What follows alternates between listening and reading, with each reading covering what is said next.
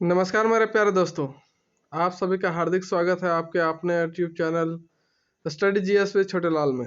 तो प्यारे दोस्तों, आज हम ज्योग्राफी सब्जेक्ट पर चर्चा करेंगे। ज्योग्राफी का एक प्यारा सा जो टॉपिक है ह्यूमिडिटी, आर्द्रता, उसके बारे में आज हम डिस्कस करने वाले हैं प्यारे दोस्तों। तो प्यारे दोस्तों, चैनल में नए हैं तो चैनल को सब्सक्राइब करना ना भूलें और साथ ही लाइक शेयर ज़रूर करें। तो प्यारे दोस्तों,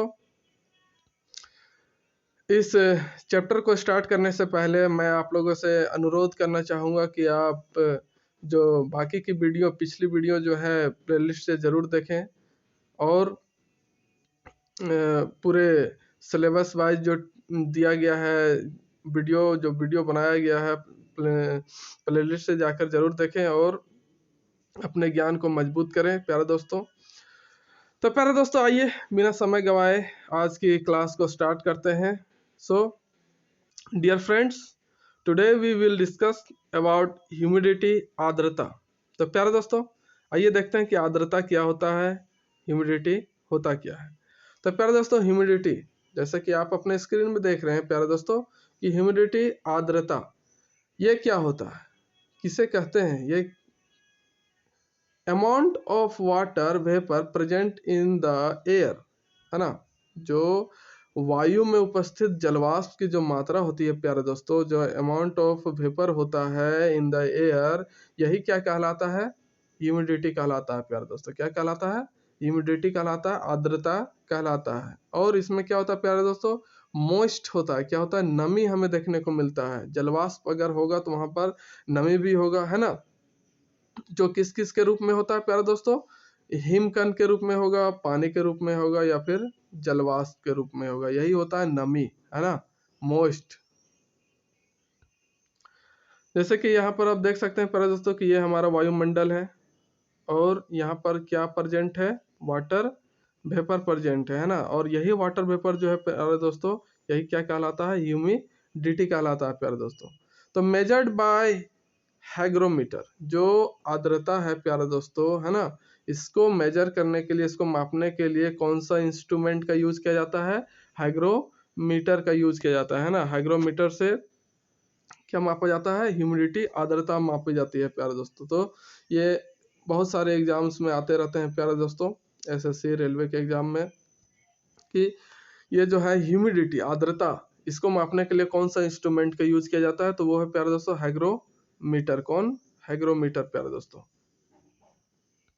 आगे देखते हैं प्यारे दोस्तों कि जो टेम्परेचर जहां पर हाई होगा, क्या होगा, टेम्परेचर हाई होने की वजह से वेपोराइजेशन का जो प्रोसेस है वो भी क्या होता है, हाई हो जाता है। और जब वेपोराइजेशन हाई होगा तो वहां पर वाटर वेपर भी क्या होगा, ज्यादा अमाउंट में बनेगा। और इस तरह से हम कह सकते हैं प्यारे दोस्तों कि जो ह्यूमिडिटी है ना, जो आर्द्रता है वो ज़्यादा होगा कहाँ पर, लो लेटीट्यूड एरिया पर। क्योंकि लो लेटीट्यूड एरिया पर क्या होता है, टेम्परेचर हमेशा हाई होता है और जो ह्यूमिडिटी है प्यारे दोस्तों वो लो होगा कहाँ पर, हाई लेटीट्यूड एरिया पर, है ना। मतलब उच्च अक्षांशीय क्षेत्रों पर, ध्रुवीय क्षेत्रों पर जो है प्यारे दोस्तों ह्यूमिडिटी हमेशा कम देखने को मिलेगा, क्योंकि वहाँ का टेम्परेचर क्या होता है, हमेशा लो बना रहता है प्यारे दोस्तों, जिसके वजह से जो है मिनिमम या फिर लो होगा ह्यूमिडिटी कहाँ पर, हाई लेटीट्यूड एरिया पर। और मैक्सिमम कहाँ होगा प्यारे दोस्तों, लो लेटीट्यूड एरिया पर, निम्न अक्षांश क्षेत्रों पर, जैसे कि 0 डिग्री अक्षांश है प्यारे दोस्तों, उसके आसपास के जो क्षेत्र होंगे वहाँ पर ह्यूमिडिटी क्या होगा, ज़्यादा होगा। क्यों, क्योंकि वहाँ पर टेम्परेचर ज़्यादा होता है। क्योंकि अभी हमने देखा प्यारे दोस्तों कि टेम्परेचर ज़्यादा होने से वेपोराइजेशन ज़्यादा होगा, और वेपोराइजेशन ज़्यादा होगा तो वाटर वेपर भी ज़्यादा बनेगा वहाँ पर, है ना। और वाटर वेपर जहाँ पर ज़्यादा होगा तो ह्यूमिडिटी भी क्या होगा, ज़्यादा होगा। ये हमने अभी देखा था कि एयर में जो है क्या होता है, प्रेजेंट होता है कौन, वाटर वेपर। इसी को क्या बोला जाता है, आर्द्रता, ह्यूमिडिटी कहा जाता है प्यारे दोस्तों। तो प्यारे दोस्तों, आगे हम देखते हैं कि जो ह्यूमिडिटी है वो हाई होगा कहाँ पर, लो लेटीट्यूड एरिया पे, वो हमने देख लिया। और कब, समर सीजन पर, जब ग्रीष्म ऋतु वहां पर चलेगी लो लेटीट्यूड एरिया पर, तो उसी टाइम जो है ह्यूमिडिटी हमें क्या देखने को मिलेगा, हाई देखने को मिलेगा, है ना। और ह्यूमिडिटी लो होगा, आर्द्रता लो होगा प्यारे दोस्तों, कहाँ, हाई लेटीट्यूड एरिया पर विंटर सीजन में, है ना। जैसे ही विंटर सीजन आएगा और हाई लेटीट्यूड वाला जो एरिया होगा प्यारे दोस्तों, ध्रुवीय क्षेत्र जो होंगे, है ना, वहां पर क्या होगा, ह्यूमिडिटी लो होगा।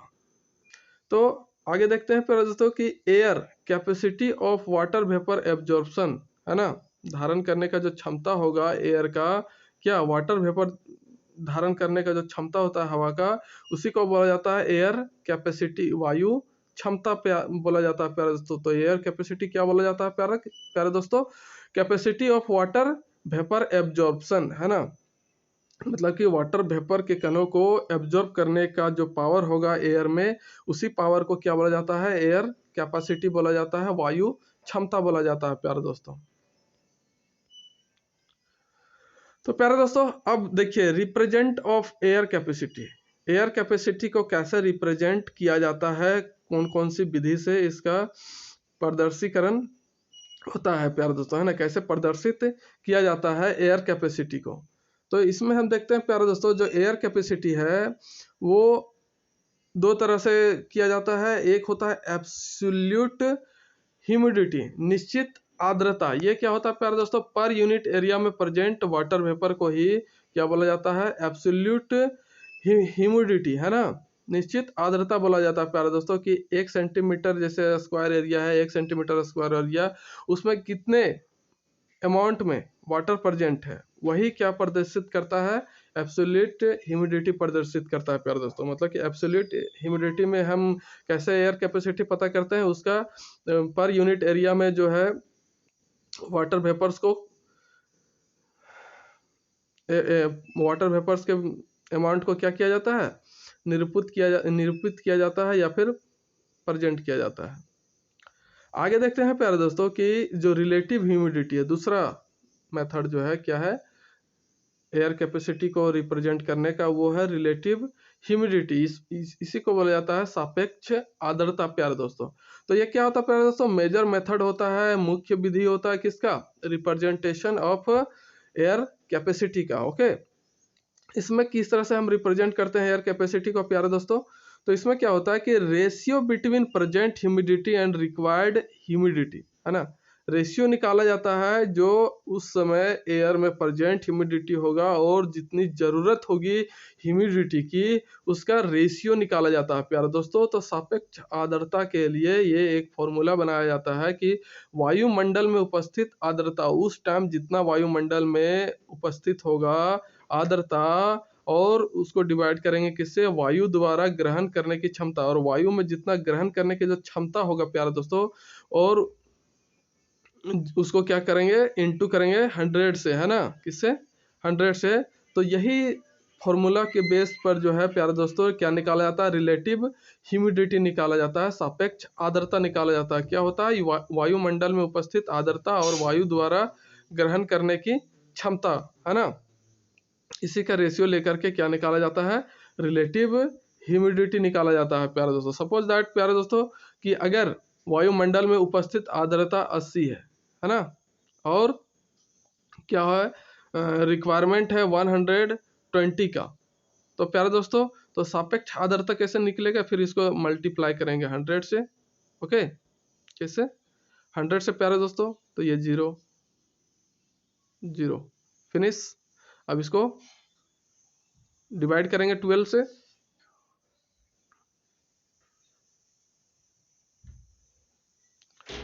2 6 या 12, 240, फिर 6 से तो जाएगा नहीं, 2 3 जा 6, 20, फिर आ जाएगा प्यारा दोस्तों 3 का टेबल में, 3 6 जा 18, अभी भी रिमाइंडर 2 है, पॉइंट लगाएंगे, फिर 3 6 जा 18, फिर भी रिमाइंडर आ जा रहा है, 3 6 जा 18, 2 अंक तक हम लेते हैं प्यारा दोस्तों। तो और इंटू 10 से कर देंगे तो फिर हो जाएगा 66.6 प्यारे दोस्तों।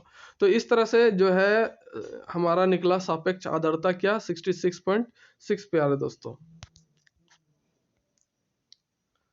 एग्जाम्पल में वैसे ही दिया गया है प्यारे दोस्तों, यहाँ पर किस तरह से निकला है। और देखते हैं प्यारे दोस्तों जो ह्यूमिडिटी है वो 100% जब हो जाएगा, क्या हो जाएगा, ह्यूमिडिटी 100% हो जाएगा, तो एयर जो है क्या कहलाएगा, संतृप्त वायु कहलाएगा प्यारे दोस्तों, सैचुरेटेड एयर कहलाएगा जब ह्यूमिडिटी कितना हो जाता है 100%, है ना। 100% जब ह्यूमिडिटी हो जाएगा प्यारे दोस्तों, तब उसी एयर को क्या बोला जाता है, सैचुरेटेड एयर, संतृप्त वायु। और उसमें जो है वाटर वेपर एब्जॉर्ब करने का अब ज़्यादा उसमें क्या है कैपेसिटी नहीं है, वो 100 उसकी जितनी रिक्वायरमेंट थी वो फुलफिल कर रहा है, तो उसी एयर को बोला जाता है संतृप्त वायु, सैचुरेटेड एयर, है ना। जो क्या शो करता है, एयर कैपेसिटी को शो करता है, जिसमें क्या प्रेजेंट होता है, ह्यूमिडिटी प्रेजेंट होता है प्यारे दोस्तों। आगे देखते हैं प्यारे दोस्तों कि सैचुरेटेड एयर क्या होता है। सैचुरेटेड एयर मतलब कि प्यारे दोस्तों, अरे तो क्या बार बार आ जाते हो, हाँ, सैचुरेटेड एयर प्यारे दोस्तों संतृप्त वायु, इसमें हम देखते हैं कि ये क्या होता है, रिलेटिव ह्यूमिडिटी इसका कितना होगा, 100% होगा, है ना, 100% होगा इसका रिलेटिव ह्यूमिडिटी। और एयर कैपेसिटी जो होगा प्यारे दोस्तों, वायु धारण करने की, वायु में की जो क्षमता होगी प्यारे दोस्तों, वो क्या होगा, उसमें प्रेजेंट होगा, ह्यूमिडिटी प्रेजेंट होगा, है ना, 100% में। और इसमें क्या होगा प्यारे दोस्तों, सैचुरेटेड एयर में कि टेम्परेचर के कम होने से वाटर वेपर जो है कन्वर्ट हो जाता है किसमें, इनटू वाटर ड्रॉप्स में। जैसे ही टेम्परेचर कम होगा प्यारे दोस्तों, तो वैसे ही क्या होगा, वाटर ड्रॉप्स में कन्वर्ट हो जाएगा कौन, वाटर वेपर प्यारे दोस्तों। और दिस प्रोसेस कॉल्ड कंडेंसेशन, यही प्रोसेस जो होता है प्यारे दोस्तों, वो क्या कहलाता है, कंडेंसेशन, संघनन कहलाता है। और जिस टेम्परेचर से जो है वाटर वेपर किसमें कन्वर्ट होने लग जाता है, वाटर ड्रॉप्स में कन्वर्ट होने लग जाता है प्यारे दोस्तों, तो उसी पॉइंट को क्या बोला जाता है, ड्यू पॉइंट। जिस टेम्परेचर से जो है वाटर वेपर जलवाष्प में, सॉरी, जल की बूंदों में बदलना शुरू हो जाता है, तो उस टेम्परेचर को क्या बोला जाता है, ड्यू पॉइंट बोला जाता है, औसांक बिंदु कहा जाता है प्यारे दोस्तों। कि औसांक बिंदु कब होगा, जब वेरी लो टेम्परेचर होगा तब, है ना। टेम्परेचर जब बहुत ही लो हो जाएगा प्यारे दोस्तों, तब क्या होगा, औसाक बिंदु स्टार्ट होगा, मतलब कि जल की वाष्प जो है जल की बिंदु में कन्वर्ट होना स्टार्ट हो जाएगा। और वेपर किस में चेंज हो जाता है, एकदम टेम्परेचर लो रहेगा, तो एकदम टेम्परेचर लो होने पर क्या होगा, वेपर सीधा आइस में कन्वर्ट हो जाता है, मतलब कि वाष्प जो है किसमें, बर्फ में कन्वर्ट हो जाएगा प्यारे दोस्तों। किसमें, यहाँ भाप लिखा गया है प्यारे दोस्तों, इस पर ध्यान नहीं दीजिएगा।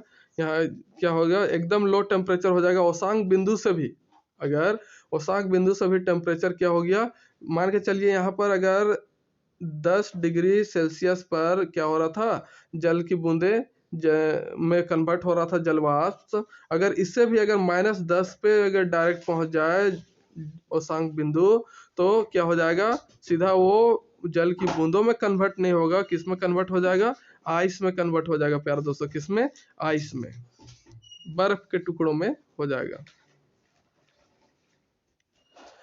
आगे देखते हैं प्यारे दोस्तों कि एक बात होता है किसका, टेरेस्टेरियल रेडिएशन का, है ना।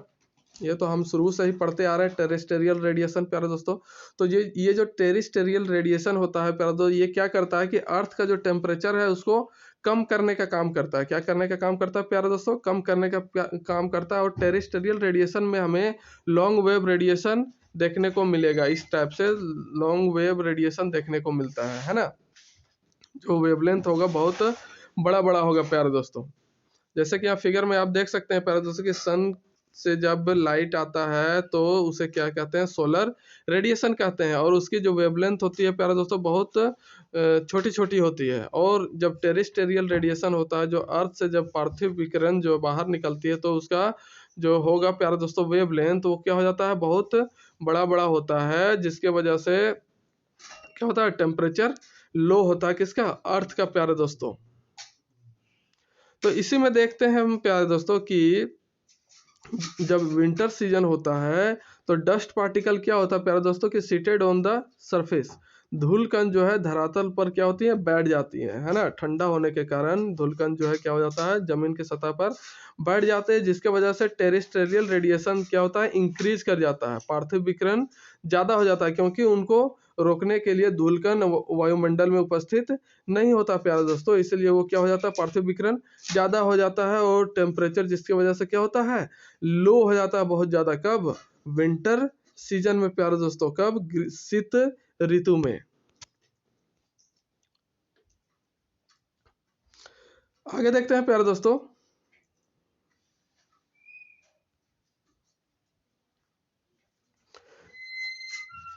जब पार्थिव विकिरण बढ़ जाता है प्यारे दोस्तों, तब क्या होता है, टेम्परेचर तो वो लो ही हो जाता है।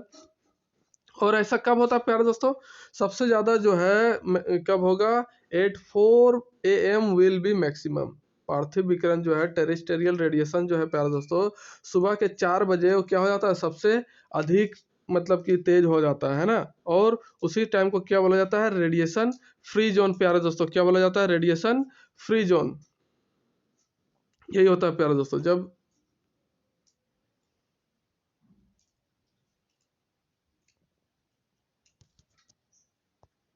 ये सेटिंग थोड़ी गड़बड़ है, मुझे बार बार डिस्टर्ब करती है।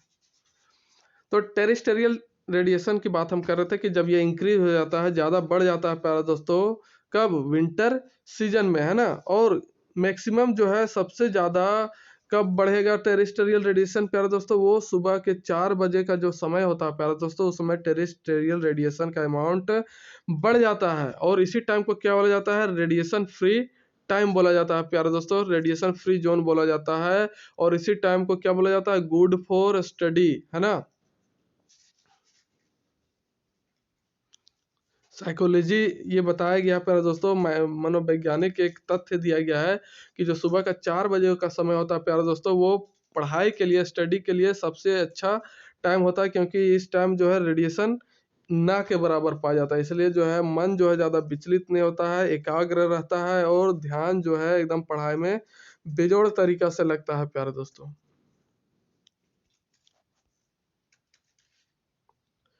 आगे देखते हैं प्यारे दोस्तों। ये जो टेरिस्टेरियल रेडिएशन है अर्थ का, टेरेस्टेरियल रेडिएशन जब ज़्यादा होगा, टेरेस्टेरियल रेडिएशन पार्थिव विकिरण जब ज़्यादा हो जाता है, तो टेम्परेचर क्या हो जाता है प्यारे दोस्तों?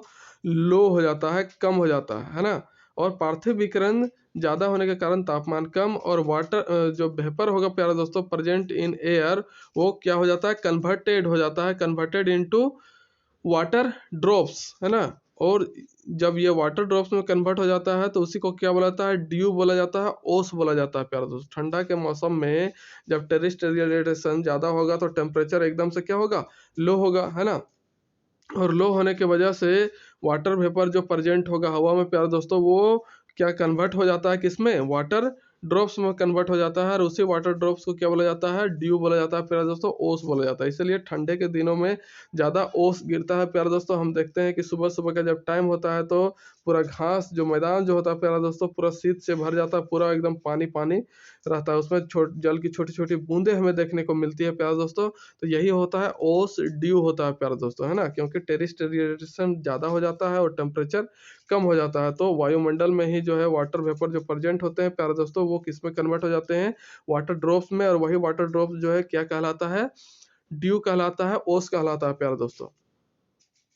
तो ये हुआ फर्स्ट पॉइंट प्यारे दोस्तों। सेकंड क्या है कि वायुमंडल की जलवाष्प का जब संघनन होता है, तो क्या हो जाता है? लो स्ट्रेटस क्लाउड्स, निम्न स्तरीय बादल का निर्माण होता है। मतलब कि टेरेस्टेरियल रेडिएशन की वजह से जो है जलवाष्प ऊपर तक नहीं पहुंच पाता है प्यारे दोस्तों, और नीचे में ही बादलों का निर्माण करके क्या होना स्टार्ट हो जाता है? जलवाष्प का संघनन होना स्टार्ट हो जाता है प्यारे दोस्तों। कहाँ पर? निम्न स्तरीय बादलों में। और जहाँ पर जो है निम्न स्तरीय बादल जो है प्यारे दोस्तों, वहीं पर क्या बनता है? फोग बनता है। क्या बनता है? कुहरा बनता है प्यारे दोस्तों। ठंडा के दिनों में हम देखते हैं कि चारों तरफ एकदम, जैसे ही सुबह को हम निकलते हैं, तो चारों तरफ एकदम धुआं धुआं सा दिखाई देता है। आगे क्या है कुछ पता ही नहीं चलता है प्यारे दोस्तों। तो ये किसके कारण से होता है ठंडे के दिनों में? यही टेरेस्टेरियल रेडिएशन के वजह से होता है। ये कि इसके वजह से टेम्परेचर एकदम से लो हो जाता है, और लो स्टेटस क्लाउड में क्या होती है?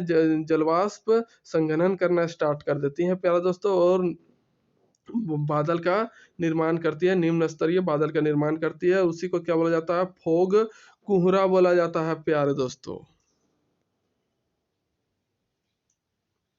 तो आगे देखते हैं प्यारे दोस्तों, थर्ड पॉइंट क्या है कि कंडेंस वेपर, है ना, फॉल डाउन ऑन प्लांट्स। जो कंडेंस वेपर होते हैं प्यारे दोस्तों, संघनित वाष्प जो होते हैं वो क्या होते हैं, जल की बूंदों के रूप में नीचे गिरते हैं और उसी को क्या बोला जाता है, ओस बोला जाता है, ड्यू बोला जाता है। ये हमने देखा प्यारे दोस्तों। और कहाँ पर गिरते हैं, प्लांट, पेड़ पौधे और जो भी किसान लोग खेती उती करते हैं वहां पर गिरता है प्यारे दोस्तों, है ना, जिससे फसलों की नुकसान ज्यादा होती है। और दूसरा बात बताया गया प्यारे दोस्तों कि जब ग्लोबल वार्मिंग होगा तो कंडेंसेशन लो होगा, मतलब कि संघनन की प्रक्रिया कम होगी प्यारे दोस्तों, और फोग भी क्या होगा, कम बनेगा, है ना। फोग कम बनेगा, कोहरा कम बनेगा, तो ओस जो है वो भी कम बनेगा। कब, ग्लोबल वार्मिंग के टाइम, है ना, क्योंकि ग्लोबल वार्मिंग क्या होता है।